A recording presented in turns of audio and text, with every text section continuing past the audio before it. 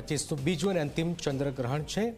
ચંદ્રગ્રહણમાં કેટલીક વાતો દરમિયાન ધ્યાન રાખવાની હોય છે। સ્નાન પછી ગરીબોને દાન આપવું જોઈએ। ચંદ્રગ્રહણથી શું અસરો થાય છે? ગ્રહણ બાદ આખા ઘરને પણ શુદ્ધ કરવું જોઈએ।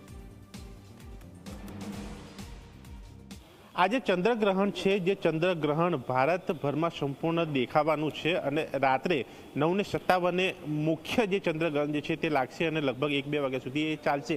એની પહેલાં જે સૂતક લાગી ચૂક્યું છે અને સૂતક લાગતાની સાથે મંદિરોના દરવાજા જે છે તે બંધ થઈ ચૂક્યા છે, જેના કારણે ભગવાનના દર્શન લોકો જે છે તે નહીં કરી શકે। અને જે પ્રકારે ચંદ્રગ્રહણ હોય છે એની કેટલીક માન્યતાઓ હોય છે, કેટલીક વિધિ વિધાન હોય છે, તે લોકોએ ક્યાંક પાડવા પડતા હોય છે। એ પ્રમાણે આ દ્રશ્યો જગન્નાથ મંદિરના જોઈ શકાય છે કે જ્યાં દરવાજા બંધ છે, સાંકળ બાંધીને લોક મારવામાં આવે છે। આગળ જોઈ શકાય છે દરવાજાની નીચે જ્યાં શ્રીફળ જે છે તે પણ અહીંયા મૂકવામાં આવ્યા છે। આ એક પ્રક્રિયા જે છે તે અહીંયા કરવામાં આવી છે અને સાથે આ મંદિરના દરવાજા હવે આવતીકાલે સવારે 7 વાગે જે એ ખુલશે, કારણ કે મોડી રાત્રે આ ગ્રહણ પૂર્ણ થવાનું છે, માટે હવે સવારે ભગવાનના દર્શન જે છે તે લોકો કરી શકશે।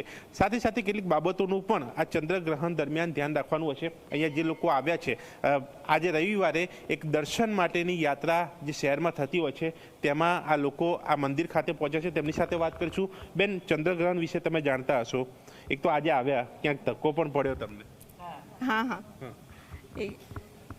ધક્કો પડ્યો?